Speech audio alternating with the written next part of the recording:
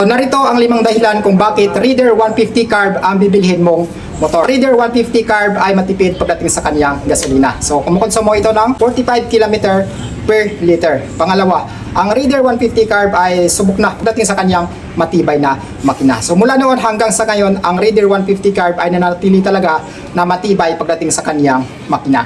Pangatlo, ang Raider 150 carb ay merong available na pyesa aftermarket. So ito talaga yung pinaka-importanting alang-alang mo kapag kumuha ka ng motor na kailangan pag kumuha ka ng isang motor is meron siyang available talaga na parts na aftermarket. Masiraan yung motor mo, may mabibili ka talaga na parts. Pang-apat, ang Raider 150 carb ay perfect talaga pang top speed. Kung mahilig ka talaga sa top speed, ito talaga ang nababagay para sa iyo. Ito. At pang-lima, ang Raider 150 carb ay meron slim body design at saka mababa yung kanyang seat height. So perfect talaga ito kahit maliit ka man na tao. Yan yung 5 dahilan kung bakit Raider 150 carb ang bibilhin mong motor pagdating sa underbone category.